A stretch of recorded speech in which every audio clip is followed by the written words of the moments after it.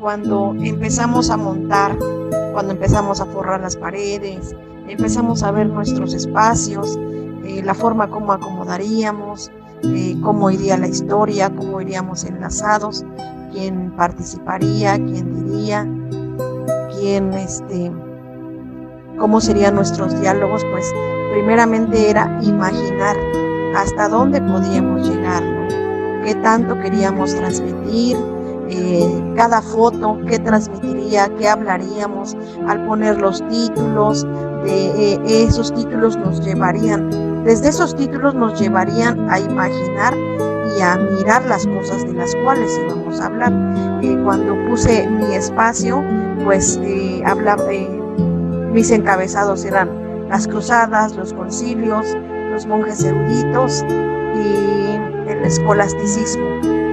Cuando yo empiezo a montar mis imágenes, empiezo a poner mis títulos, empiezo a imaginar qué les compartiré a las personas que visitaban el museo, de qué manera podía yo ser más sencillo un diálogo o el entendimiento de lo que yo hablaría del museo.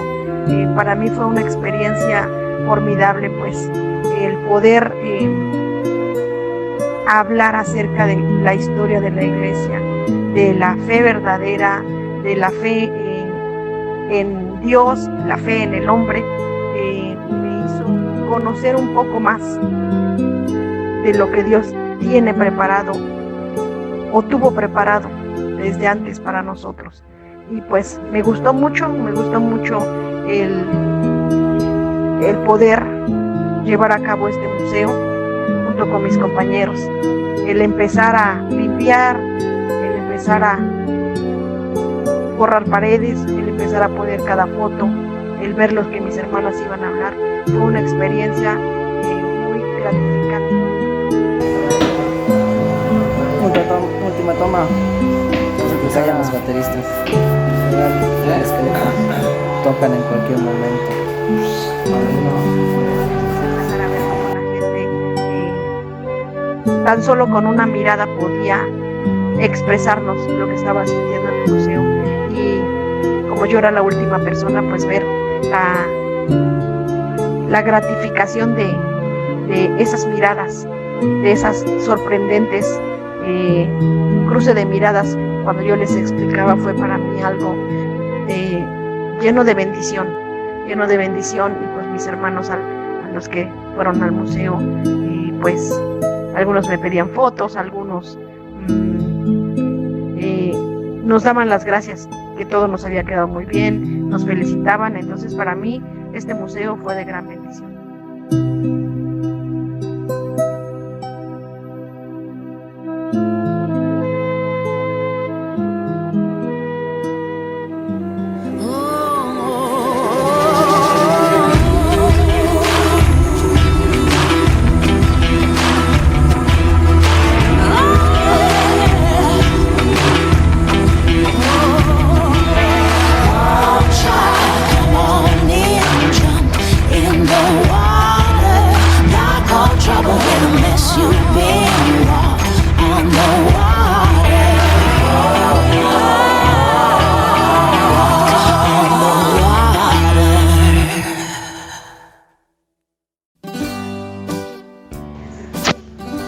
A nosotros en nuestro cuatrimestre nos tocó la tarea de revisar la zona de abajo, la zona general, como así la llamamos.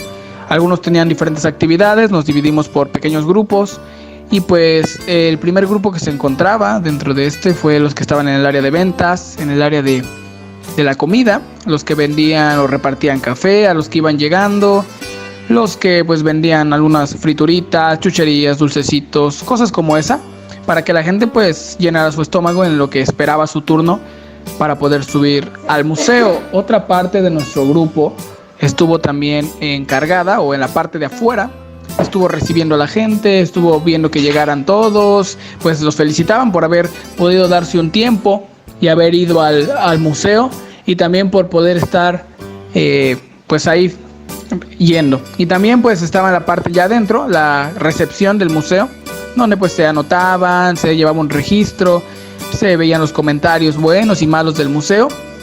Había pues gente ahí encargada de revisar que todos se anotaran, que todos se fuera en orden. Había gente que estaba sentando a los otros en los lugares, que los estaba acomodando en sus sillas. También había otras personas que estaban encargadas de audio y video. El encargado general era nuestro hermano Eduardo. Él estuvo como general de la parte de abajo, lo pusieron de encargado. Y pues fue una buena experiencia de parte de mi cuatrimestre.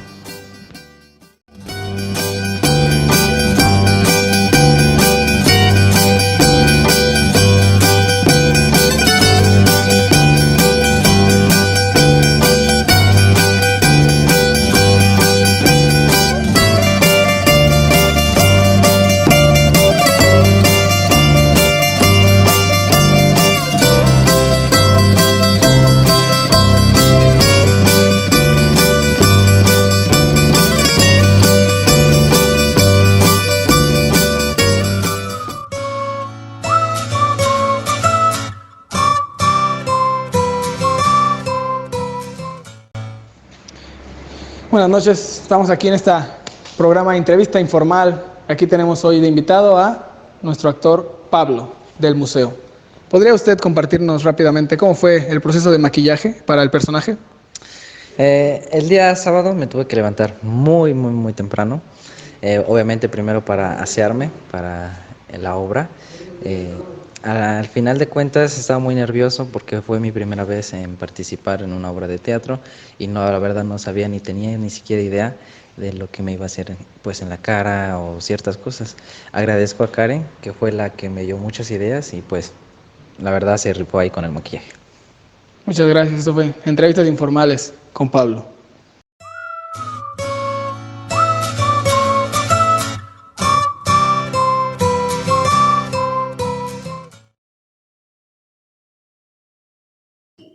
Este es el...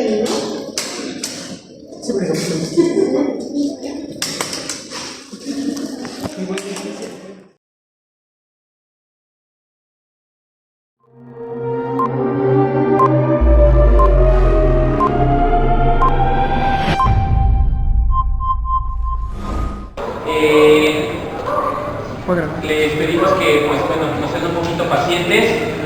¿Alguna vez ya habían estado acá? ¿No? Bueno, yo nunca había estado aquí, son nuevos, ¿verdad? Pero ustedes, ¿de dónde vienen? Yo no los conozco, ¿de dónde vienen? Yo vengo de Orizaba, de la iglesia de los Reyes. Ok. Bueno, soy mamá de Eduardo. Perfecto, bueno, está bien, qué bueno que nos acompaña. Espero que el día de hoy, pues bueno, el trabajo que van a realizar, que están realizando los muchachos, sea de completa bendición para la vida de cada uno de ustedes. El único deseo que tenemos con este proyecto es transmitir un poco de lo que es la iglesia y de Hermana, yo voy a estar grabando.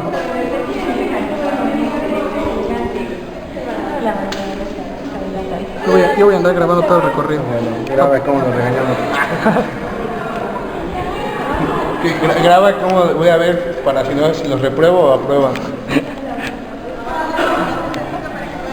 Un mini documental.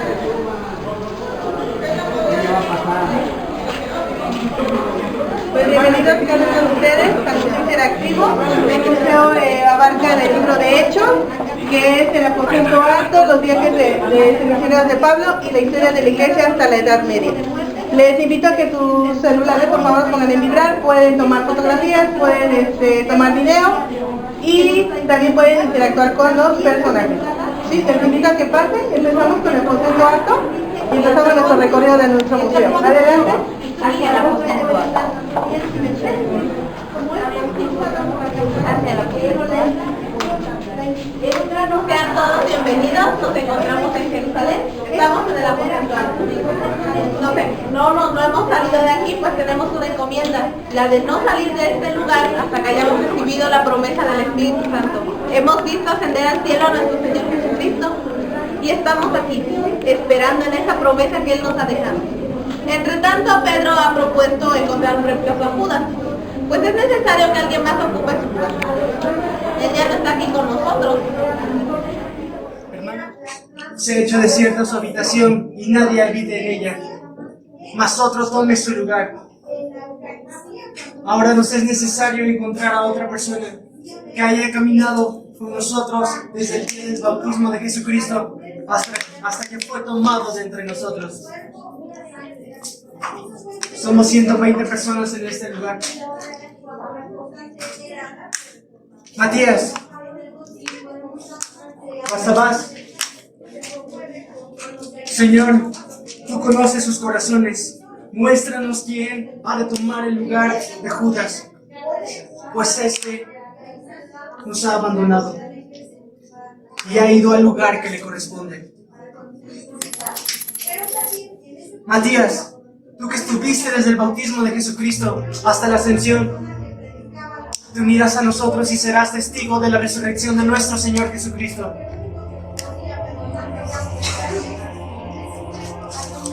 Hermanos, ahora oremos como Jesús, nuestro Maestro, nos enseñó. Y cuando llegó el día de Pentecostés, estaban todos juntos, unánimes, en alegría, gozo, y oraban. Y de pronto se escuchó del cielo un viento recio y sopló y llenó toda la casa. Y de repente se les aparecieron lenguas repartidas como de fuego, asentándose sobre cada uno de ellos. Y todos hablaban lenguas conforme el Espíritu les daba que hablar.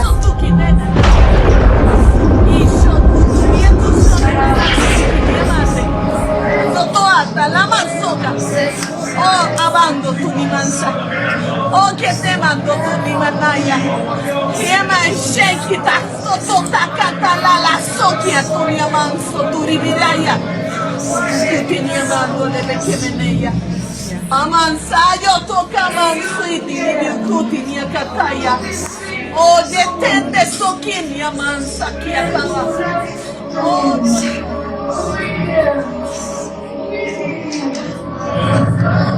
Hermanos, no se equivoquen. Ellos no están ebrios como ustedes creen. Mas esto es lo dicho por el profeta Joel. Y en los posteros días, dice Dios, derramaré de mi espíritu sobre toda carne. Y vuestros hijos y vuestras hijas profetizarán. Vuestros jóvenes verán visiones. Y vuestros ancianos soñarán sueños. Antes de que venga el día del Señor grande y manifiesto. Y todo el que invocare el nombre del Señor será salvo.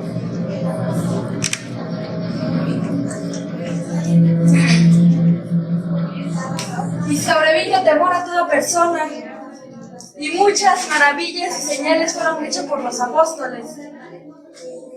Vendían todas sus propiedades y sus bienes y los repartían a cada quien según cada necesidad. Partían el pan en las casas, permanecían juntos cada día en el templo. Adoraban a nuestro Señor Jesucristo, comían con sencillez, con alegría en el corazón.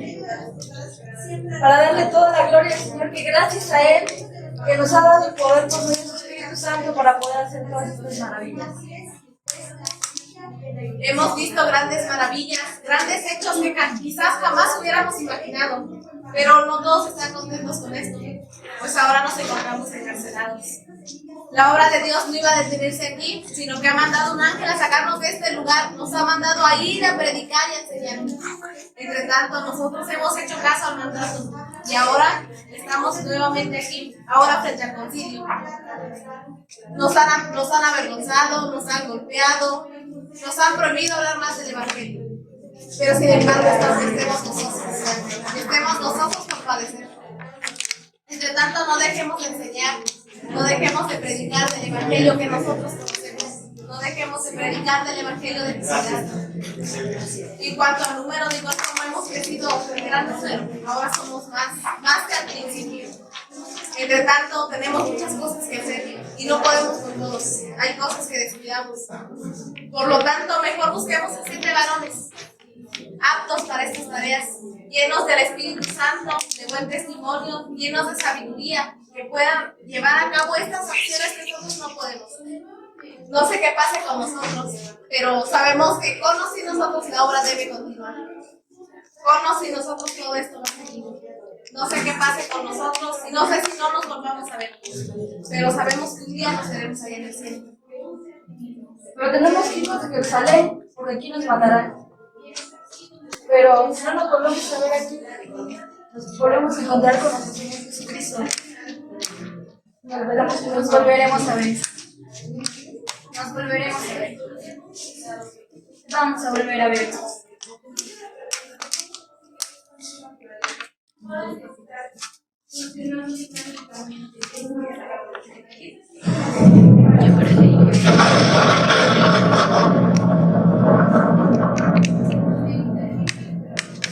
Saulo, Saulo, ¿por qué me persigues? Saulo, Saulo, Saulo. Ese Saulo perseguidor de los cristianos. Ese Saulo que no tenía misericordia, no tenía bondad para con aquellos que creían en Jesucristo. Dice la palabra que no tenía misericordia de aquellas casas en donde se predicaba o se proclamaba que Cristo era el Mesías. Él entraba a las casas, no importando si había mujeres, hombres o niños, y dice que los tomaba de los cabellos y los sacaba arrastrando para que los apedrearan y los mataran. Era un asesino sanguinario. Y este asesino se encontraba en Damasco, con el único fin y el único propósito de ir a buscar más autoridad para seguir matando a los cristianos. Se dice que cuando él iba rumbo a Damasco, dice la palabra que tuvo un encuentro personal con Cristo. Este encuentro personal cambió por completo su vida, trastornó su manera de pensar y su manera de actuar. Cuando él se encontraba en rumbo a Damasco, tuvo un encuentro con Jesús. Y entonces sí llegó a Damasco, pero cuando llegó a Damasco, el propósito era otro. Llegó a predicar a Jesucristo. Algo que a mí me sorprende es que mientras esto sucedía, el Señor le había hablado a Ananías. Capítulo 9 de Hechos. Le dice, recíbelo porque me es útil para la obra, para que mi nombre sea proclamado y predicado en todas las partes. Y le dice después, le enseñaré lo que es padecer para que mi nombre sea proclamado. Híjole, esas palabras yo creo que ni siquiera Pablo entendería el propósito que esto conllevaba. Porque cuando él llega a Damasco empieza a predicar y empieza a hablar. Y los judíos no le creían, y los que estaban alrededor tampoco, porque buena fama tenía Pablo de asesino. Que decían, este seguramente me está engañando, está levantando alguna farsa para que podamos creerle y entonces caigamos en su juego. Y entonces dice la palabra que cuando él llegaba nadie le creía, pero hubo un hombre que sí tuvo misericordia, entendió el llamado, el cambio de Pablo, y entonces fue con él. Se llamaba Bernabé, su mejor amigo. Se convirtió en un amigo entrañable, un amigo, una amistad fraternal. Él lo levantó, le dijo, vente, mira, yo te llevo, y lo llevó a la iglesia de Antioquía. Y allí estuvieron, y dice que los de Antioquía eran hombres que habían salido de Jerusalén y predicaban la palabra y eran constantes en la oración, en el ayuno.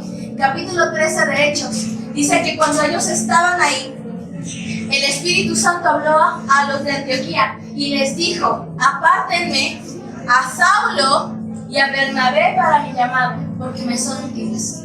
Obedecieron a la voz de Dios y como todos sabemos, emprendieron el primer viaje de 3 que habría durante la vida de Pablo. El primer viaje misionero de Pablo inicia en Antioquía con Pablo, Bernabé y un tercero. ¿Quién era? Juan Marcos, su primo, el primo de Bernabé. O sea que, dice por ahí, ¿el llamado para quién era? Para Pablo y para Bernabé. Pero dijera nuestra maestra, ahí va el chismoso. Y se les pega y dice, pues les ayudo para la obra. Y ahí va Juan Marcos. Y entonces ellos salen de ahí y se dirigen a la isla de Chipre.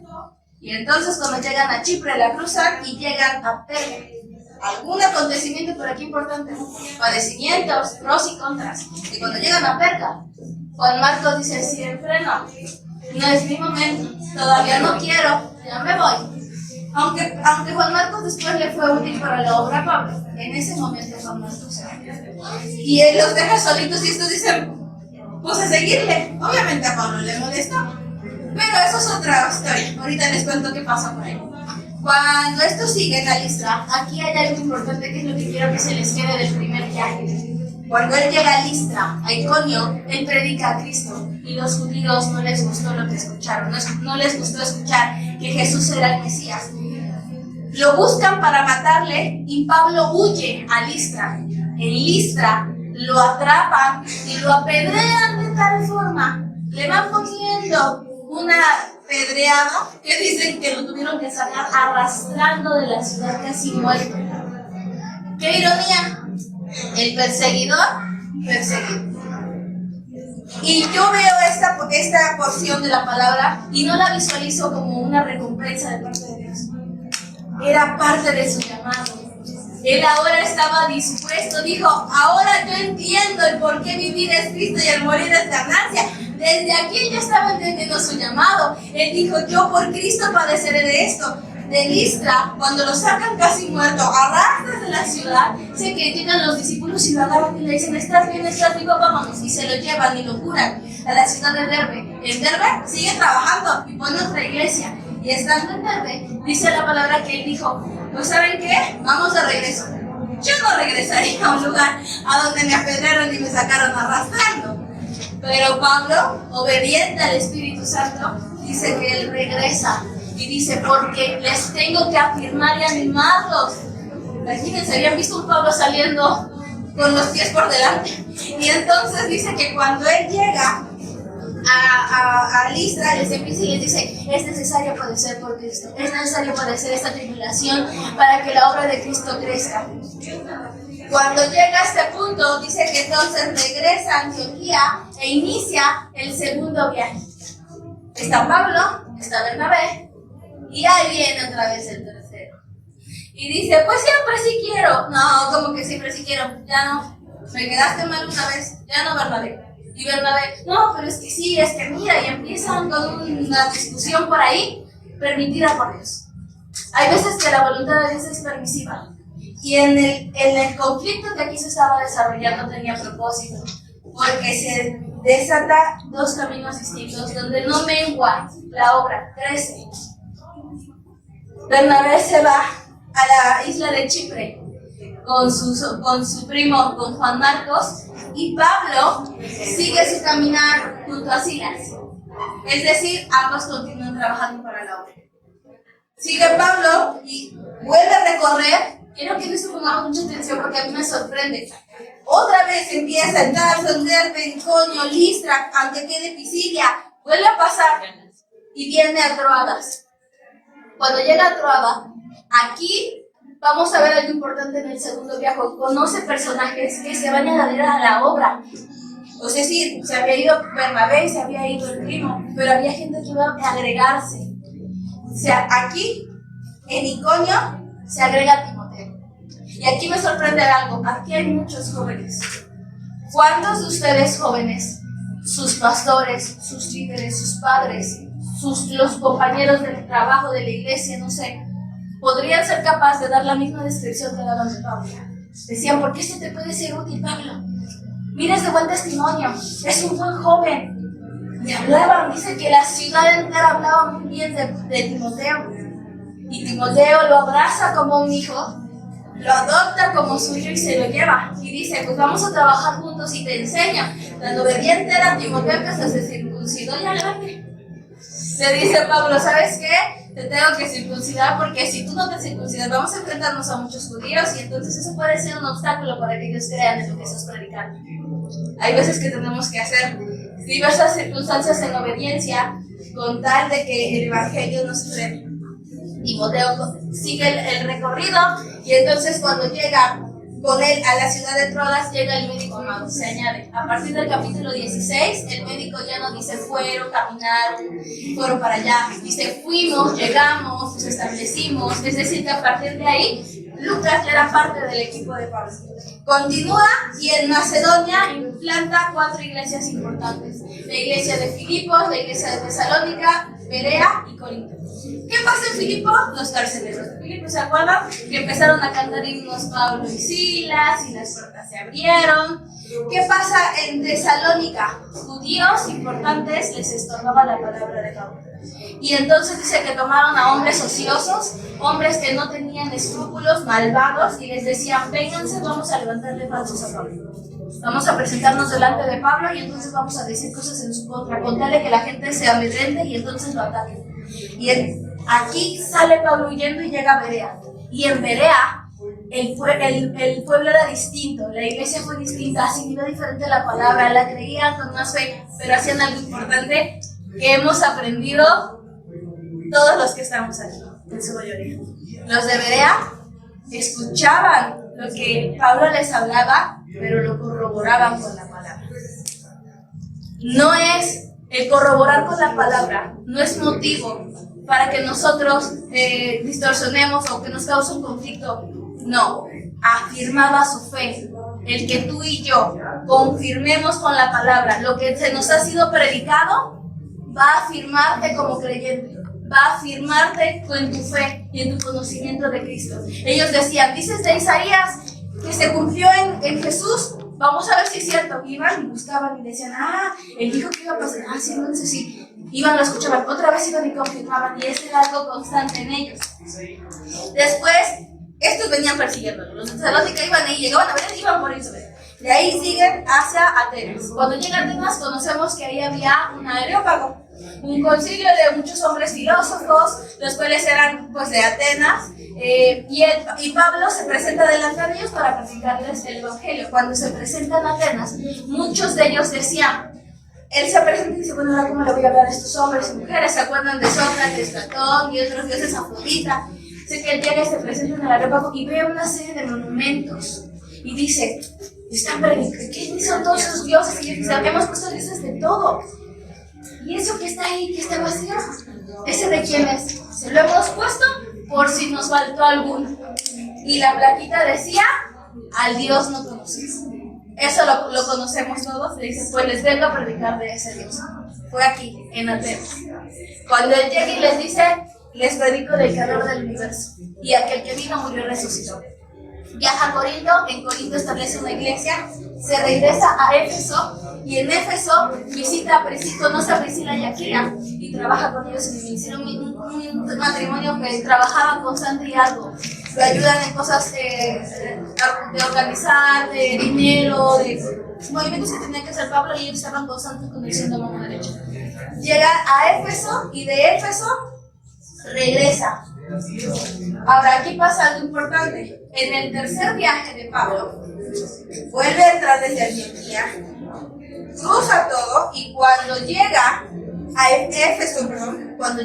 Éfeso, escribe una primera carta, porque él recuerda, dice, yo dejé una iglesia en Corinto, y esa iglesia me preocupa porque es una iglesia donde no hay amor, donde hay contiendas, donde hay pleitos, donde hay inmoralidad sexual. No hay Face, no hay WhatsApp, no hay Instagram, no hay nada. Les escribe una carta. Y entonces dice que les escribió una carta a los corintios, escribiendo ciertas recomendaciones, y continuó su viaje. Y cuando llega a Filipos, dice, ¿cómo seguirán los de Corinto? Voy a escribirles otra carta. Les es de vuelta otra y le dicen, ¿sabes qué? Están creyendo en tu carta, la están estudiando, han crecido en el conocimiento de Cristo, se están arrepintiendo. Muy bien. Él manda una segunda carta y viaja hasta Corinto y se queda aproximadamente año y medio ahí. De Corinto regresa a Éfeso, y en Éfeso le habla el Espíritu Santo y le dice a Pablo, es necesario que tú vayas a Jerusalén. ¿Para qué? Porque allá vas a vivir tribulaciones, juicios, circunstancias difíciles, en las cuales el propósito va a ser que tú llegues a Roma. Cuando llega a Jerusalén, aquí hay una pregunta importante para todos nosotros. ¿Cuántos de ustedes aceptaríamos, si nos dijera el Señor la promesa de Abraham? Vete tú de tu tierra, vete a tal lugar, yo te bendeciré y te fructificaré y todo lo que hagas te saldrá bien. Pablo no estaba persiguiendo esa promesa. El Espíritu Santo le estaba diciendo, te quiero a Jerusalén, pero vas a vivir tribulación. Y él dice, me resisto, pero el Espíritu me llama, y entonces se mueve a Jerusalén en obediencia. Los de Efesios le dicen, no los volveré a ver porque mi final ya está cerca. se entristecen en su corazón, dicen, y llora, dice que se le colgaban del cuello de Pablo, y entonces dice que él viaja en obediencia al Espíritu Santo, no porque ciertamente quisiera vivir esas tribulaciones, sino en obediencia, llevado en el Espíritu, y llega a Jerusalén. Y de Jerusalén, él presenta una serie de tribunales y presenta defensa, y una de estas defensas es que él decía, yo soy ciudadano romano, yo necesito ser enjuiciado por el emperador. Y entonces en Jerusalén él toma un viaje marítimo y se va hacia Roma, donde antes de llegar a Roma pues acontece la circunstancia de la isla de Malta, donde el barco se es destruido, pero Pablo les da palabra de aliento a los que iban en aquel barco y les dice, no teman, porque a mí el Señor me dijo que voy a llegar a Roma, así que llego vivo yo y llegan vivos todos ustedes. Y entonces de ahí sale y va hacia Roma. En esta porción de la palabra se vive 2 de Corintios capítulo 11, donde él les dice a todos, he vivido persecución, me han apedreado, he estado encarcelado, he naufragado, me han perseguido, y por si fuera poco, versículo 28, y como si fuera poco, cada día pesa sobre mí la preocupación por todas las iglesias. En este punto, Pablo estaba completamente seguro de que él estaba cumpliendo el propósito correcto de la iglesia, y estaba casi a punto de culminar con el llamado que él había hecho desde Hechos capítulo 9.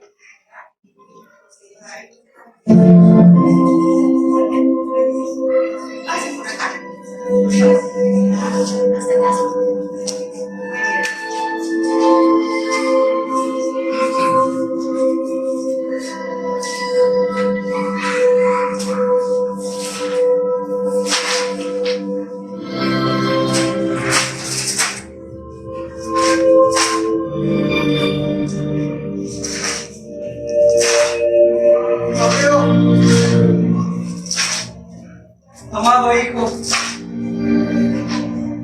gracia, misericordia y paz de Dios Padre y de nuestro Señor Jesucristo. Acuérdate de Jesucristo, descendiente del rey David, el cual resucitó y fue levantado de los muertos. Es esta la buena noticia la que yo predico. Pero debido a esta noticia, soy preso. He sido azotado. Estoy sufriendo. Incluso me tienen como un animal. Pero la palabra de Dios no está presa, mucho menos está encadenada.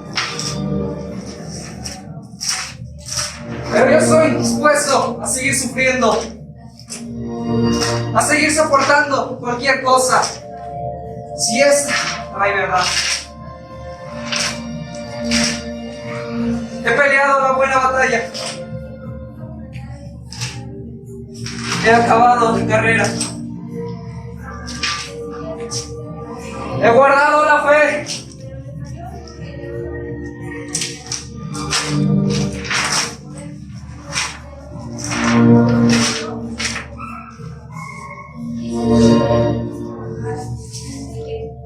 Que el Señor Jesucristo esté con nosotros. Y la gracia esté con nosotros.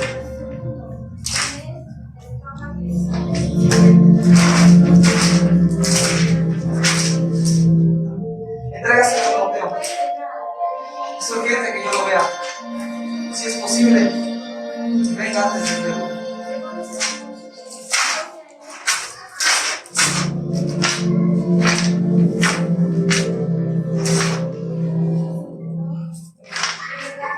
Les voy a invitar que se pongan frente al espejo, mirando todos hacia el espejo, que se acerquen mis hermanos. Lo que ustedes acaban de oír, lo que ustedes acaban de ver, son los hechos del Espíritu Santo. El Espíritu Santo actuando en la vida de los apóstoles, cada uno de ellos, en la vida de Pablo. No era Pablo, era el poder del Espíritu Santo. Los hechos no terminan aquí, los hechos continúan con nosotros. Los hechos continúan contigo, los hechos continúan con usted, los hechos continúan con usted. Guarden esta reflexión en su corazón, atesórenlo y nos formamos para pasar a nuestra siguiente.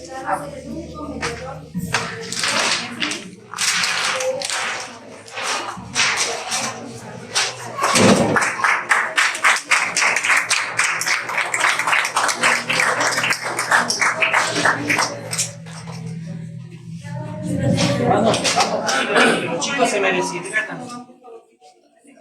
Y es el último grupo, chicos.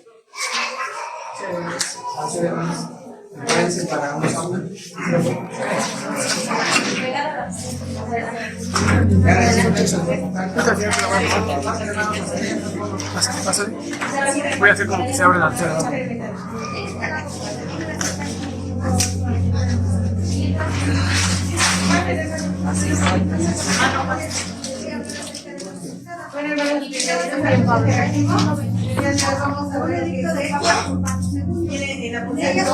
Que se levantara gente militar, gente infectal, gente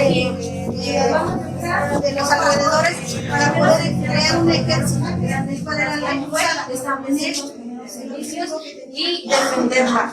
Vemos que empezaron tomando las descargas con nuestro Señor Jesucristo, que es el bautismo y la cena del Señor. En el bautismo eran hechos en nombre del Padre, del Hijo y del Espíritu Santo, pero también tomaron como el manual de la licencia, donde dice que donde no corría agua viva, podían bautizar trabajando sobre la cabeza del Padre, del Hijo. Encontramos la cena del Señor. Dice que eran dos servicios. El primero estaba abierto a creyentes y el segundo era específico para creyentes y que tomaran la cena del Señor. Después encontramos la predicación. La predicación fue dada en las calles, en las casas y en las sinagogas. Al principio recibimos lecturas de las escrituras y luego la primera reflexión y después fue evolucionando hasta que fue mixto. Hablamos también del canon. El canon significa regla o estándar. Como hemos visto y aprendido, el Antiguo Testamento ya venía siendo enseñado por Cristo, por los apóstoles, pero ahora había que establecer un nuevo testamento. Y ahí se vinieron los problemas, donde se levantó Marción en medio del siglo II en contra de lo que se estaba leyendo, pues él desaprobaba el Antiguo Testamento, el Evangelio de Marcos, Mateo y Juan. Y dice que él tenía la ideología del Platón, donde él creía que en el Antiguo Testamento era Dios malvado y en el Nuevo Testamento era Dios bueno. Entonces la iglesia se tuvo que levantar su reclamación y lo declararon hereje, protegiendo así las escrituras. Dice que el mismísimo Policarpo lo llegó a llamar el mismo género de Satanás. A pesar de que ahora la iglesia estaba defendiendo y enfrentándose a todo esto, encontramos también los desafíos de la pseudepigrafía, que son los escritos falsos, donde varios autores desconocidos firmaban que eran apóstoles y que no llevaban la doctrina. Entonces establecieron los estándares para hacer el nuevo canon, y uno de ellos era que fuera escrito por un apóstol o un seguidor de apóstol y que llevara la sana doctrina. Llegamos hasta el primer documento escrito que tenemos en lista con los 27 libros ya del Nuevo Testamento, es la 39ª carta de Pascua de Atanasio, escrita en el año 367, la primera vez que se ven los 27 libros del canon del Nuevo Testamento. A pesar de todo esto, debemos de confiar en que la Biblia es inspirada por Dios y que es la palabra de Dios. Como hemos visto, así como Marción, hubieron muchos hombres más que se levantaron en contra de la sana doctrina, atentando contra el Evangelio y contra la verdad de Jesús.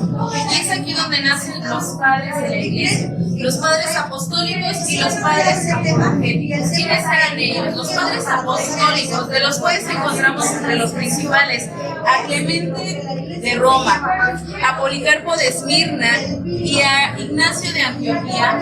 Fueron hombres instruidos y entrenados directamente por los apóstoles, aquellos que buscaban salvaguardar la sana doctrina y el evangelio.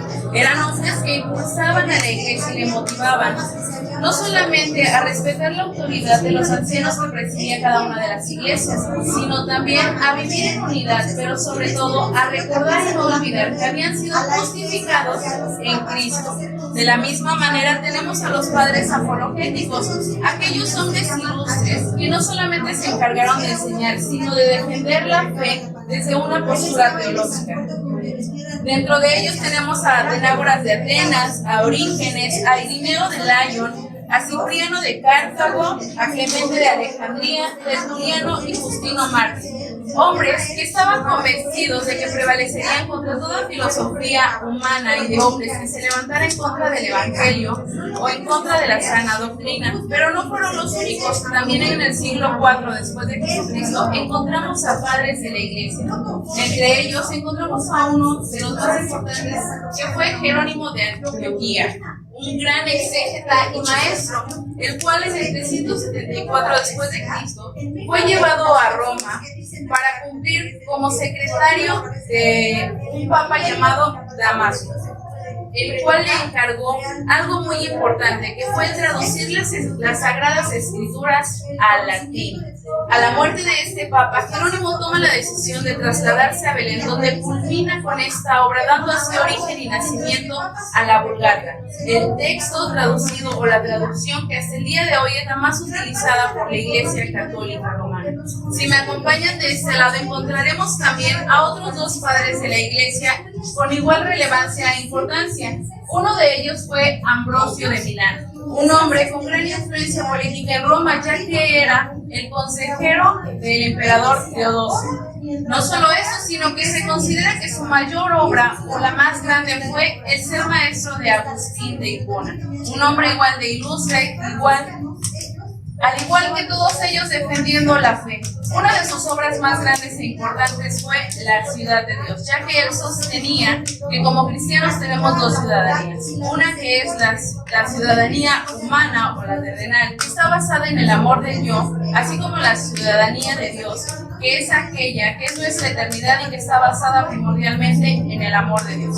No obstante, debido a todas esas prácticas, esas doctrinas y herejías que empezaban a levantarse, fue necesario convocar a obispos para llegar a acuerdos y para desechar toda herejía que se levantara contra el Evangelio. Y es así como encontramos los 4 primeros concilios. Si gustan acercarse un poco más, tenemos el primer concilio, que fue de Nicea en el 325 después de Cristo. Este concilio fue convocado por el emperador Constantino, ya que no solamente era emperador, sino que en esos momentos era el más alto líder religioso. Durante este concilio, los asuntos a tratar fueron: la doctrina se mantenía Arrio, un hombre que, influenciado por el pensamiento platónico, decía que Jesús era creación, por lo cual no podía ser divino, no podía ser Dios, puesto que era creación de Dios. También en este concilio, luego de echar abajo esta teoría y esta doctrina, se constituye y se adopta también lo que hoy conocemos como el credo de Nicea. Pero ¿qué pasó después de este? Que a la muerte de Constantino todo se empezó a disolver, por lo que fue necesario convocar a otro concilio, en el cual vemos que otro hombre también se levantó en alegando no contra la divinidad de Jesús, sino contra su humanidad, porque en su mente no cabía el que un ser divino pudiera venir a encarnarse, a morir y resucitar. Y es en este concilio en el que se defiende arduamente la dignidad de la divinidad y la humanidad de Cristo, así como se hacen algunas correcciones al credo de Nicea que conocemos hasta el día de hoy. Luego de este tenemos el concilio de Éfeso en el 471 después de Cristo. Una vez establecidas tanto la deidad como la humanidad de Cristo, se decía que cómo era que ellas compaginaban dinámicamente. Y fue en este concilio en el que intervino el emperador Teodosio, queriendo o buscando que este concilio aceptara que las dos naturalezas se compaginaban dinámicamente sin restarle una a la otra. Pero no fue sino hasta el concilio de Calcedonia en el 451 después de Jesucristo que se consolidó firmemente, unificando que Jesús era uno solo, que era divinamente hombre y divinamente Dios, que era verdadero Dios y no verdadero hombre. Y de este modo les invito a que continúen el recorrido por este lado.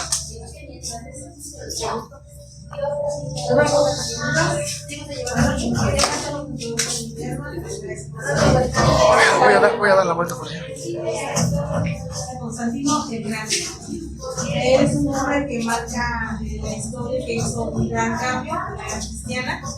Bueno, todo empezó en el año 312, cuando se preparaba para la batalla contra Magencio, su último rival por el trono, ¿sí? Y él relata que decide orar a Dios Supremo, ¿sí? Y cuando él estaba orando, tuvo una visión de una cruz de Adán que flotaba en el cielo y que le decía: conquista tu esto. ¿Sí? Seguido de esto para ese signo que vemos aquí en este cuadro, ese signo de Shiloh, que significa que son las primeras iniciales de Cristo, el nombre de Cristo en griego. Después de esto, las tropas de Constantino se encuentran con las de Magencio en el puente que vemos aquí de Mario, y acorralan a sus tropas, juntan a su general, y Constantino obtiene la victoria y posee la capital de todo Occidente. ¿Sí? Y al pasar todo esto que podemos ver en el cuadro, él jura servir a su nuevo Dios, porque creía que era él el que había hecho la ¿no? Después de esto es cuando marca la historia, porque viene el edicto de Milán, que es el cuadro que vemos aquí. ¿Qué concedió en el edicto de Milán? ¿Qué se vieron en el edicto de Milán? Bueno, pues concedió la libertad para adorar, les restituía lo que habían perdido las iglesias y les recompensaba todo lo que habían perdido en las persecuciones. ¿Sí? Además de eso, les permitió servir libremente en el Estado de Roma. ¿Sí? Esas son cosas que él permitió, son situaciones en las cuales hubo muchos cambios. Aparentemente le trajo paz a la iglesia cristiana después de la persecución. Ellos no gozaban de una libertad así, ¿sí? Constantino les dio un estatus a su fe que nunca habían obtenido, ¿sí? Constantino hasta ese entonces era un enigma a su fe, ya que él parecía que había abrazado la fe por beneficios políticos, pero también por convicción religiosa. No del todo había dado sus imágenes, aunque él no permitía que se adorara su imagen en el templo, había dejado algunas deidades, algunas imágenes con más de una década. En especial la del sol, que era su favorita. Se dice, ¿verdad? Se menciona que él tal vez la asemejaba a Cristo. Es algo que se menciona. ¿Sí? Él no quiso ser bautizado hasta el hecho de su muerte. Después de esto surgieron unos emperadores que se desviaron completamente de la ortodoxia, el arrianismo y el paganismo. ¿Sí? Surge Teodosio I, que él a finales del siglo manda a destruir todos los templos paganos y hace oficial la religión cristiana en todo el estado de Roma. ¿Sí? Cosas que dejó Constantino, usó su poder para ayudar a resolver ciertas disputas que había respecto al eclesiástico, asentó bases, desafortunadamente algunas no, en este caso algunas la existencia del papismo, que significa que el líder secular toma el poder también para gobernar a la iglesia. Como mandato divino él también puede gobernar a la iglesia, entonces él tomaba el mandato del Estado y también de la iglesia. De los peligros que hubo. Y a partir de eso pues comenzaron a filtrarse ciertas imágenes paganas, ciertas costumbres empezaron a filtrarse y el cristianismo empezó a confundirse con el mundo. ¿Sí? Por esas ocasiones hubo la veneración de María, de los santos, y este fue un peligro que causó esta parte que aparentemente era buena y había dado paz, pero fue esa mezcla que hubo fue contraproducente porque se desviaron de muchas cosas, entre ellas lo que le acabo de comentar, y ese es el peligro que se obtuvo, porque se vio los daños que se vieron, porque la iglesia permitió que fuera el Estado quien gobernara la iglesia y no Dios. ¿Sí? Sin duda, Constantino fue una persona, un líder que marcó un antes y un después en la era de la iglesia. ¿Sí? Porque vamos a estar. Invito a que veamos esta imagen.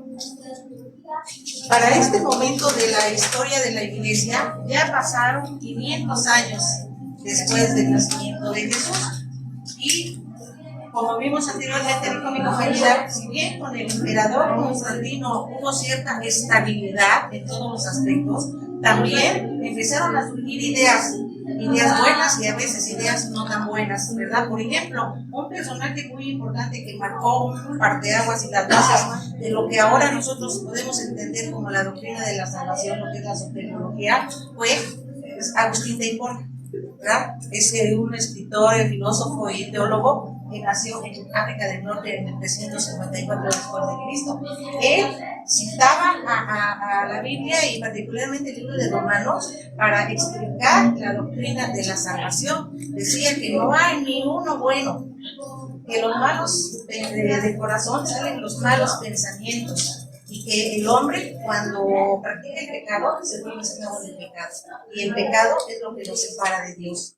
¿Y qué necesita el hombre para salvarse? Necesita el amor, la misericordia y la gracia de Dios, porque el hombre por sí solo no se puede acercar a Dios porque su mismo pecado lo repele, ¿verdad? Decía San Agustín que el hombre nace pecador por naturaleza, que su naturaleza es pecaminosa, lo vemos por el pecado inventado, ¿verdad? Por Adán, pero pues como en todo, ¿verdad? Él tenía su contraparte. San Agustín decía que si bien la salvación no venía a través de la sangre derramada en la cruz por nuestro Señor Jesucristo, había su contraparte que decía, por este lado del escrito, este personaje Pelagio siempre estuvo en debate con Agustín. Toda su vida estuvieron debatiendo porque pensaban diferente. ¿Cuál era la postura de Pelagio? Pelagio decía que el hombre nace bueno, que la naturaleza del hombre es buena, pero que a medida que va viviendo, el hombre se vuelve malo, el hombre aprende a pecar y se hace adicto al pecado. ¿Qué necesita entonces para salvarse? Pues aprender a hacer buenas cosas y aprender a seguir la ley. Para Pelagio, que decía que Jesucristo no debió haber muerto por nosotros, porque el hombre por sí solo es capaz de llegar a la salvación. ¿Cómo? Buscando a Dios a través de las obras y a través de la ley. Sin embargo, aunque Pelagio es contemporáneo de San Agustín, porque igual nació en el mismo año que él, nada más que en Inglaterra, siempre mantuvieron un debate. Con los años hemos visto que, aunque él murió, él sentó las bases de una gran división que se vino posteriormente en la Iglesia. Y aunque muchos digan que no, pues vemos en la actualidad que muchas religiones, muchas sectas siguen predicando el pelagianismo, que ahora ya con los años se ha transformado en semi-pelagianismo, que es decir, el hombre, muchas sectas, muchas religiones siguen creyendo que la salvación es por obras y es por ley, pero en realidad no es así. Sabemos que la salvación no es por obras, sino es por fe. Los invito a que pasen conmigo.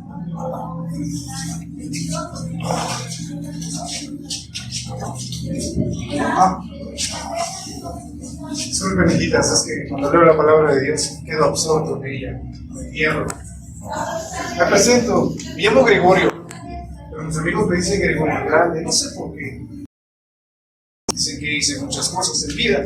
Hoy vamos a platicar un poquito de eso. Primero vamos a recordar que Roma se encontraba en una división. Estaba la Roma de Oriente y la Roma de Occidente. Esta Roma de Oriente estaba liderada por Justiniano.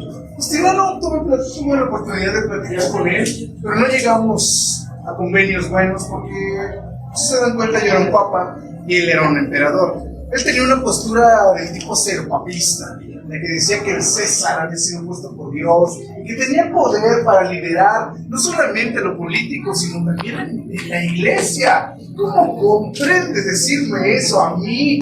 Porque a mí Dios me puso. Es lógico que él no podía, pero ese era su punto de vista. Tal era su situación seropapista que él admiraba muchísimo a Constantino. Él quería volver a hacer lo que Constantino hizo, volver a juntar a Roma, la antigua Roma, quería restaurarla, pero no pudo. Porque cuando él murió, todo lo que había logrado se vino abajo, porque los bárbaros regresaron nuevamente a hacer de las suyas y se perdió todo lo que hizo por años. Ahora bien, durante este tiempo me tocó ir a Arabia en una ocasión y me encontré con un personaje. Él era joven. En su momento, ahorita, si se dan cuenta, tiene mucha barba. Yo lo conocí más chamarro. Es más, él era comerciante cuando lo conocí, pero era un individuo muy interesante, porque tenía ideas humanistas muy buenas, que realmente me impactaron. Pero él creía en Jesús, pero no lo veía como el Hijo de Dios. Sencillamente era Jesús, el humano que hizo cosas muy buenas, así como él. Entonces, me refiero a Mahoma.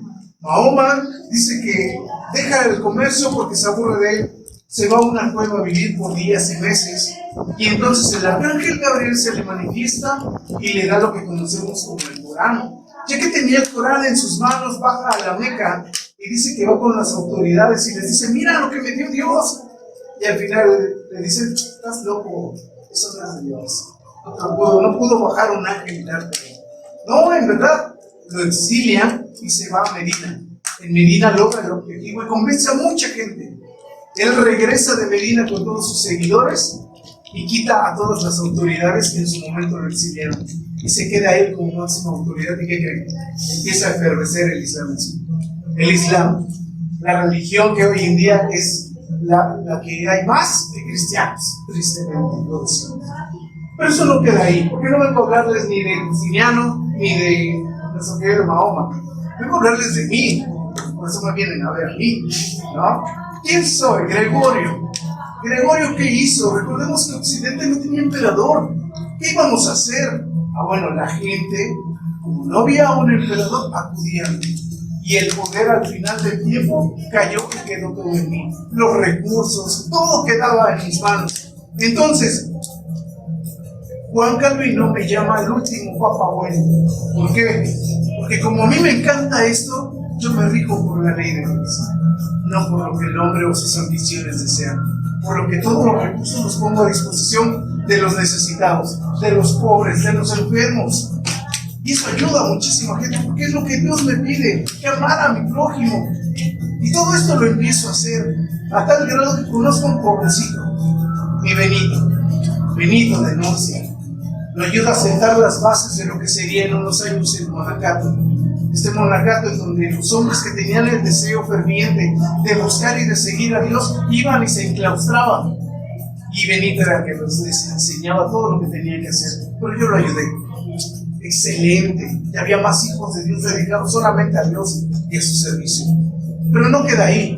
Mis días como papa terminan con la gracia visible. Yo me dediqué a ir a todas las regiones de Occidente, así como algunas de Oriente, a llevar solamente la palabra de Dios. Así es como llego a los finales de mis días. Por eso, hijitas, hagan lo mismo. Busquen mi Dios. Les invito a que continúen su recorrido. Dios les bendiga.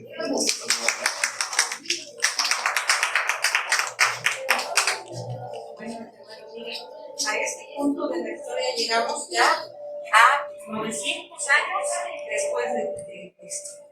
Ya fíjense cuánto ha vivido, cuánto ha hecho la iglesia, y desde a los esfuerzos de papas y de emperadores y de autoridades, ya se veía venir en la división de la iglesia, una división inminente, que es imposible de detener. Lo que ha trascendido hasta nuestros días, ¿verdad? Tenemos la iglesia de Oriente y la iglesia de Occidente. Esta división se dio en todos los aspectos, ¿verdad? Vamos a hablar aquí nada más unos cuantos, que es la división política, teológica y autoritaria, y el motivo por el cual se dividió la iglesia, que hasta nuestros días sigue dividida.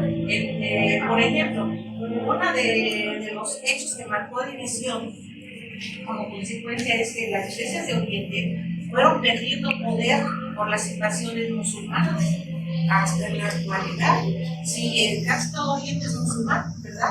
A pesar de los esfuerzos de la iglesia de Occidente, nunca pudo recuperar, ni con las cruzadas pudo recuperar esas iglesias que se fueron perdiendo. Empezaron a trabajar de manera muy diferente las iglesias de Oriente y de Occidente.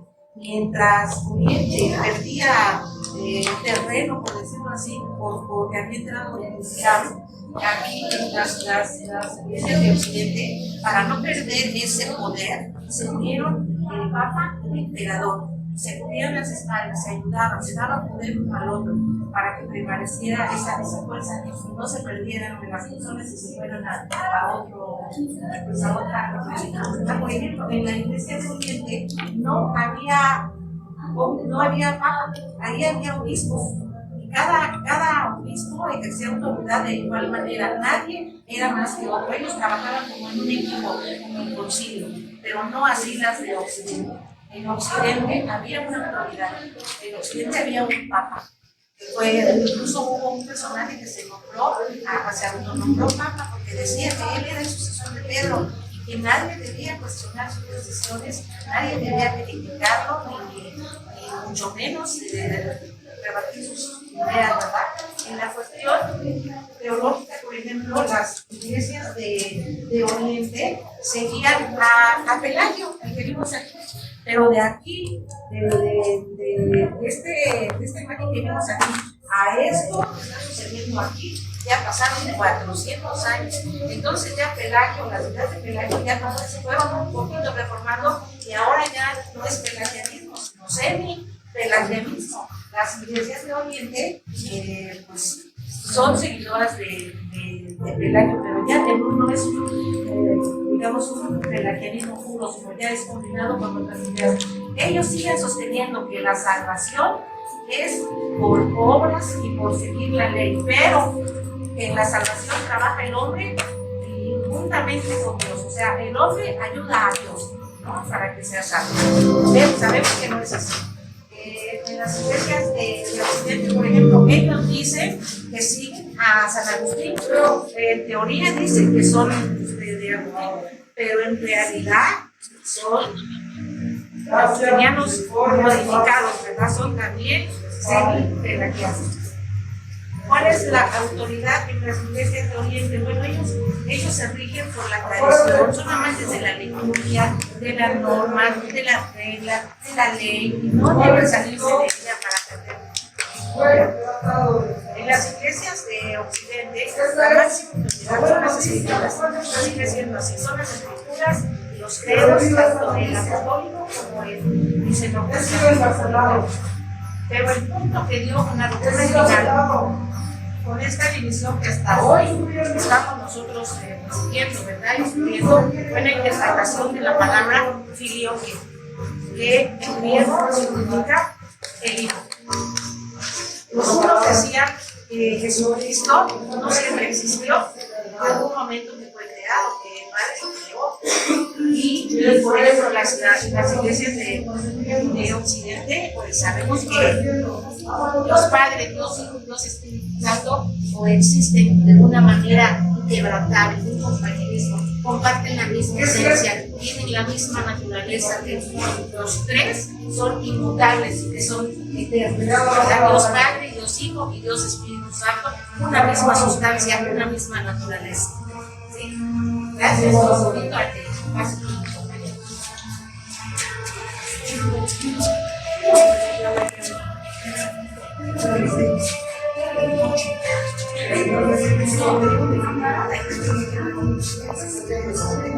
Después de todo lo visto, llegamos a este punto, donde los obispos empiezan a poner de que los quieren hacer porque los emperadores y los gobernadores empiezan a otorgarles tierras a los obispos. Se empieza a ver lo que es la simonía, que es la venta de oficios eclesiásticos. Por lo tanto, empiezan a enriquecerse y lo encontramos desde Hechos. Años después llega al poder Enrique III, sacro emperador de Roma, y él se propuso ganar el contenido del poder, porque había el contenido del poder entre el sacro emperador y el papa. Y Enrique III quería darle lo que León IX con el papa, pero ahí le falló porque León IX tenía la idea de que el papa debía ser la máxima autoridad. Entonces León IX se rebeló y como forma de revelación se vistió de babonero. Dice que también declaró que él no iba a ser papa hasta que el clero lo escogiera como papa o el pueblo. Tiempo después llega puesto por Hildebrand el Papa Nicolás II. Él hace un decreto donde dice que el Papa solo podía ser establecido por los obispos. Años después, y papas después, llega Hildebrand y le había puesto a Nicolás II. Llega al poder y sobrenombra a Gregorio VII. Él llegó a tener el poder y declara que nadie podía juzgarlo. Dice que en 12 años tardó para obtener el poder sobre los reyes y lores, que ellos hicieran lo que él quería. El único que se revela fue Enrique IV. Enrique IV se revela y es castigado por Gregorio VII, quien lo hace pasar 3 días en la nieve descalzo y lo hace que llegue a besarle los pies. Dice que entonces eso era el poder que tenía Gregorio VII, era la magnitud del poder que tenía, que los emperadores tenían que someterse a su poder. Años después llega Inocencio III, conocido como el Papa más grande. Él traía toda la sabiduría de Gregorio VII. Él decía con toda la enseñanza de Gregorio VII y él empieza a imponer más su poder. Y ahora se empieza a extender hacia Europa, empieza a extenderse hacia todas las regiones. Dice que fue tanto su poder que el rey de Francia tuvo que hacer lo que Inocencio III va a sacar a su esposa. Lo obligó castigando a toda Francia de tener servicios religiosos y el pueblo se levantó en contra del rey y el rey se tuvo que someter a Inocencio III. Esta es una foto de una figura que se encuentra en el monasterio de Sacro Espectro. Es un mural completo. Ahora, a pesar de todos los errores que hay y que surgen en todo este tiempo, debemos de creer y pensar que el Evangelio sigue creciendo. Además, esto es un ejemplo de lo que nosotros no debemos hacer y de que cuando no se conocen las Escrituras, se hacen estos errores. La palabra de Dios sigue creciendo a pesar de que no lo veamos reflejado en grandes hombres en este tiempo, pero la palabra de Dios sigue creciendo. Vayan a pensar.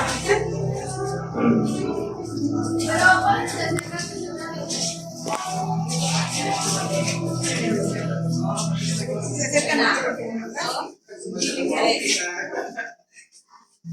Bueno, continuando con la historia, vamos a hablar acerca de las cruzadas. Las cruzadas empezaron en el año 1097 con un edicto del Papa Urbano II. Él promovía que se levantaran gentes a caballo, gentes de ejército, gentes militares, gentes de alrededor para poder rescatar en un ejército, hacer un ejército y poder rescatar de Tierra Santa, Jerusalén, donde estaba la tumba de Jesús. Él quería que fuera nuevamente capturada o para ellos la Tierra Santa. ¿Por qué? Por lo que representaba para ellos, lo que había sucedido ahí, la tumba de Jesús, la tumba de Jesús. Y las cosas son fuertes. Recuerden que sus cruzadas, la intención también era llegar a Jerusalén. No fue así. Ellos solamente llegaron a Egipto, en Constantinopla. Cuando llegaron, sometieron a la gente, hicieron una masacre de toda esa gente. El Papa Urbano II me gustaría que le escucharan y les valiera yo leer lo que primero dice: yo, o mejor dicho, el Señor, Jesucristo, que se levante soldados para que lleguen al tierra nuevamente los cristianos para rescatar Jerusalén. Además, Cristo la agua. Quiero que vean cómo el Papa Urbano se puso por así decirlo, en los zapatos de los pelados, queriendo decir que Dios decía y que Jesucristo ordenaba que fueran a rescatar la ciudad santa. Entonces, las cruzadas no lograron realmente el objetivo al cual estaban dispuestas, sino que fracasaron. Sí obtuvieron Jerusalén por un tiempo, luego la perdieron, la volvieron en otra cruzada a obtener, pero también la perdieron. ¿Qué nos dicen las cruzadas en los cristianos en el día de hoy? Podemos ahora conocer un poco de las cruzadas, podemos saber que muchas cosas terribles fueron hechas en el nombre de la supuesta fe del Papa Urbano. Las cruzadas no dejaron a casi nadie sin culpa, pues sabemos que en Constantinopla hubo una masacre de los que vivían. Las cruzadas son un sinónimo de muerte sin sentido e innecesario, que no tenían que haber muerto para asesinato. Como lo vemos en los cuadros, se ve ahí las muertes de las personas. Incluso una de las cruzadas se habla que eran de niños, ya no había personas, hombres adultos, entonces reclutaron a niños. Esos niños al subir a una embarcación, entonces dice que la embarcación naufragó y se murieron muchos de ellos. Entonces por eso habla de que las cruzadas no alcanzaron realmente sus objetivos. ¿Qué me habla a mí la cruzada? ¿Qué debo de tener tener una identidad bien cimentada en Cristo. En no lo que digan unas personas que pueden decir por el nombre de Dios o Jesús Cordero. Mi fe siempre debe de estar cimentada a pesar de todo lo que yo pueda ver. Después de que esto fracasó, también la Inquisición. La Inquisición la instituyó inocente. La Inquisición empoderó aún más a la Iglesia. Conocemos cuántas muertes, cuántas personas aún creyentes murieron en este tiempo de la Inquisición. Pues todo el pensamiento que fuera contrario a lo de la Iglesia era un hereje y tenía que morir a causa de torturas, hogueras y diferentes torturas que ellos vivían. Entonces, esto es lo que nos habla acerca de las cruzadas, en que también terminaban. Pasando a los concilios, en la primera vez concilio de Letrán, el concilio originalmente se convocó para reformar la Iglesia. Lo que venían estado haciendo mal lo querían reformar. Pero ¿qué pasa? Que ellos se desvían y realmente hablan de la transubstanciación, que era que la Iglesia enseñaba acerca de que el vino y el pan en la Eucaristía se convertía en el cuerpo y la sangre de Cristo. Eso es lo que hablamos de los concilios de Letrán. Y el concilio de Constanza fue convocado para derrocar a 3 personajes que se habían propuesto como papas. Ellos se pusieron y decían que entre los más reconocidos está Clemente de Roma, Policarpo de Esmirna e Ignacio también en este concilio que también reclamaban a la Iglesia, que debían respetar los poderes de los ancianos que respetaban a las iglesias, así como comentaban en ellos en la Iglesia por vender indulgencias, por perdonar pecados.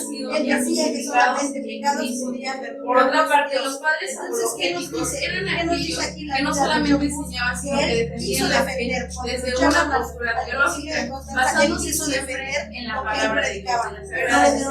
Entre ellos tenemos a Agustín Sentenciaron a Pitágoras siendo una antorcha humana.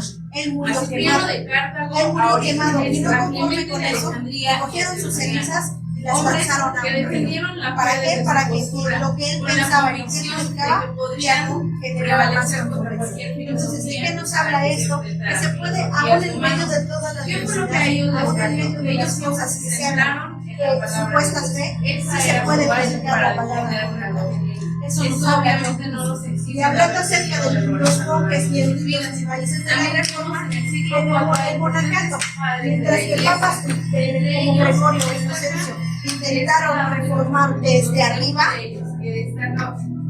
la reforma vino desde abajo, de los monasterios. En los monasterios había cluniacenses, franciscanos y cistercienses. Los cluniacenses estaban incluidos por Benedicto. Él tenía la idea de que tenían que orar, pero tenían que orar. Tenían que rezar, pero tenían que trabajar. Y en los franciscanos, ellos renunciaban a todas sus posesiones, a todo lo que tenían terrenalmente, familia, economía y todo. Y ellos practicaban la maldad y la misericordia. Y los cistercienses también, ellos se negaban a todo lo terrenal, laboraban normalmente, enseñaban a las personas de iglesia y tenían oraciones privadas. Esto es lo que podríamos decir que fueron monjes eruditos que copiaban también la palabra. Entonces de allí pasamos a la escuela sencilla. Los 2 grandes precursores de la escuela maestro de Anselmo, Antonio de Canterbury y Tomás de Aquino. Anselmo, él tenía el ideal de que la fe buscaba el entendimiento. Porque con la fe ellos podían entender la palabra, entender de quién se hablaba. Y entonces ellos tenían también el ideal de que la fe estaba sobre la razón. Entonces la fe tiene que estar cimentada, como habíamos dicho, en nuestro Señor Jesús, antes que la razón de cualquier cosa. ¿Qué nos deja este museo? La historia de la iglesia.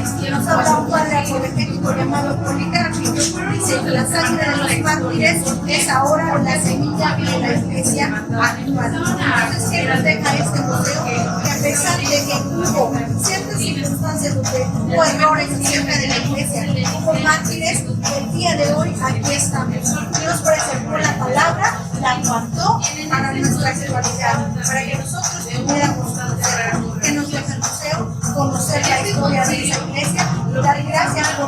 porque usualmente se levantaban la palabra correctamente. Yo 100 años antes de Magistero y ahora estamos aquí para poder nosotros analizar todo esto y saber que podemos predicar una palabra verdadera y no actuar como lo fueron las cruzadas en la Inquisición, sino actuar correctamente. Entonces, eso es lo que nos muestra la historia de la Iglesia, el conocer nuestras raíces y el conocer lo que no debemos de hacer. Me gustaría compartirles por lo cual una de las palabras de John Hus, lo que él pensaba que un cristiano debía de ser. También se debatía sobre Jesús, pero en esta ocasión. Entonces espero lo puedan leer, lo puedan reflexionar y conocer realmente cómo debemos nosotros. Que decía les agradezco. Que él no concebía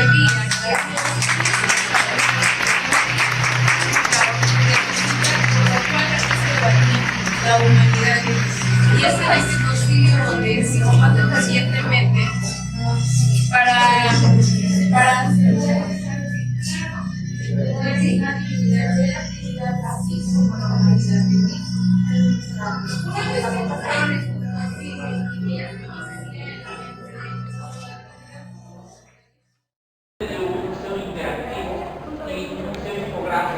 donde vamos a ver los componentes que ya les expliqué, y del otro lado un poquito de arte sacro, que creo que vamos a ver un poquito más de lo que es la estructura, la decoración de lo que fue el templo, vamos a ver el papado a través de imágenes, a través de fotos y de caracterizaciones.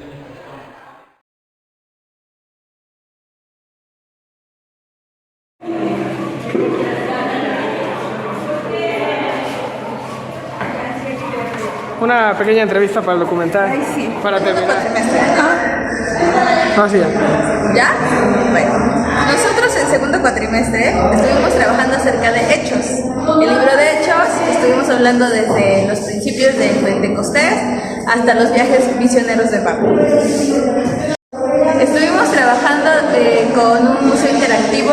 La primera parte los personajes interactuaban con las personas y la segunda parte fue exposición. Bueno, pues fue una muy buena experiencia, aprendimos a trabajar en equipo, aprendimos a colaborar todos juntos, aprendimos acerca del tema muchísimo. También esperábamos que los que vinieran se fueran bendecidos, edificados a través de la historia de la iglesia. Estamos muy orgullosos del trabajo que cada uno de los alumnos y maestros elaboró y esperamos seguir trabajando de esta misma forma. Hola, ¿qué tal, hermanos? Dios los bendiga. Yo fui el Papa Gregorio el Grande, me tocó hablar sobre él, sobre su vida y lo que pasaba en Roma, tanto en el oriente como en el occidente. De igual forma, cómo es que el islamismo empieza a efervecer como la nueva religión que se posicionó en el mundo como una de las más grandes hoy en la actualidad. Y estuvo muy padre el museo, los invitamos a que se integren al instituto, van a aprender mucho, van a crecer y van a madurar, pero el estrés igual está muy bueno. Dios los bendiga, los esperamos. Instituto Teológico David Arcos Ríos. Mi participación en el Museo de la Iglesia, yo participé como hebrea en el aposento alto cuando fue el descender del Espíritu Santo.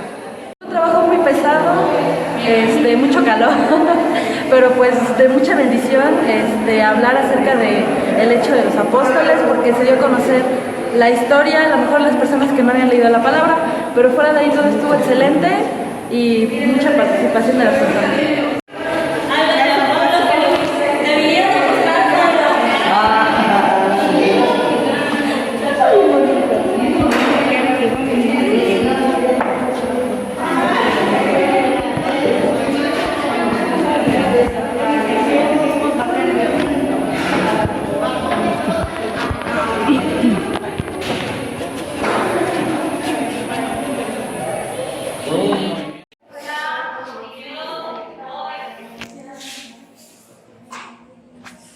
Unas palabras de despedida para el documental. ¿Qué palabras? Unas palabras de aliento para los próximos estudiantes que se dediquen a hacer un documental. No, pues que yo en lo personal me divertí. No tanto lo vi como un compromiso, sino es una nueva experiencia. En primer lugar, fue mi primera vez en actuar y ahorita que pues es mi primera experiencia, todo chido, todo bien. Lo único que puedo decir es que no lo vean tanto como nada más porque, bueno, los del instituto que no lo hagan nada más como por las materias, sino que de verdad lo vivan, lo que aman la obra, nada más por eso. Eso puedo decir lo único que puedo decir, que es lo que les enseño. Que Dios los bendiga.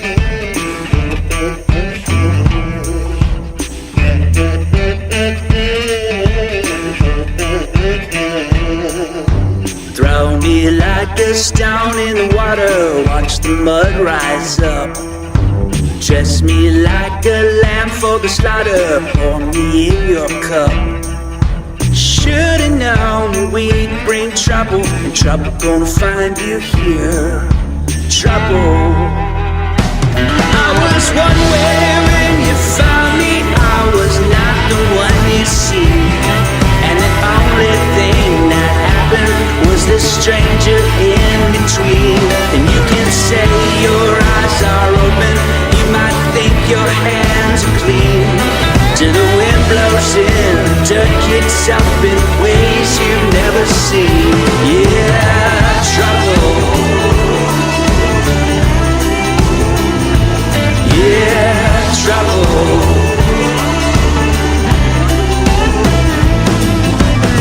Use me till I'm scraping the bottom, make my well run dry. Shake them coins, I know where you got them. Kiss me bye. I should've known we'd bring trouble, trouble gonna find you here. Yeah, trouble. I was one way when you found me, I was not the one you see. And the only thing that happened was this stranger in between. You can say your eyes are open,